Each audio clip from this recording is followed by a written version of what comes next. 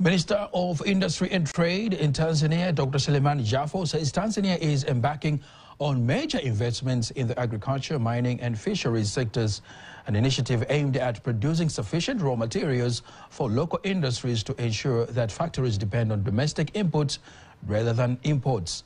Speaking to TBC News, Dr. Jafo insists that this initiative will generate significant employment opportunities for Tanzanians and affirmed that the government has created a conducive environment for industries to maximize the use of local raw materials. Currently, Tanzania decided to make a huge investment, especially in agriculture, so as to have raw materials for agro processing. That's one area, but on the fishing sector, we have very good initiatives, especially buying boats, fishing boats, and currently we are constructing what we call the fishery port at Kilimo.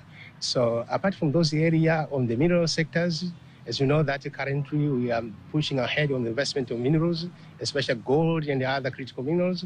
So generally for the investment, especially for the factories, we have a lot in Tanzania to make special investments, especially for investors locally and even internationally. One is employment for our youth. You know, we have many young generation in our country. That's one. But another one is just increasing the economy for our country. As you know that currently we have a vision, and the vision we want to go to the middle income country at the upper stage. So those raw materials are very important for the economic development.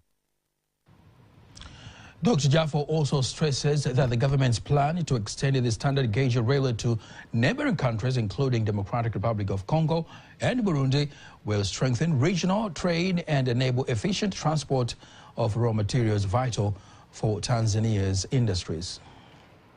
On the sixth-phase government, one, when you see on the infrastructure development, for us for the Minister of Industry and Trade, we really appreciate the leadership of our excellent President Dkt Samia Suluhu Hassan.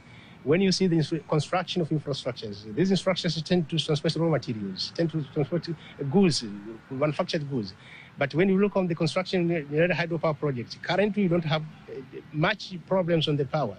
There is a generation of 2,150 megawatts of electricity. Our factories are all working properly. But apart from that, with the huge investment on the Chuchuma and the Liganga project, we already paid the compensation, about 15.4 billion US dollars, billion shillings, paid to the peoples, almost 1,142 people already paid. And currently we are on the negotiation stage to see if there is a possibility to start investment.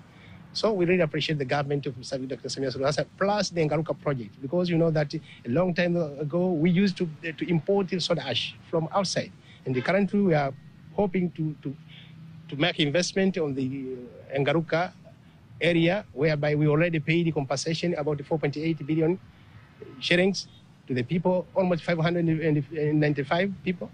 So we really appreciate the government of Madam Samia Suluhu Hassan, plus other facilities. When we look on the infrastructure development, especially health sector, education sector, we really appreciate it.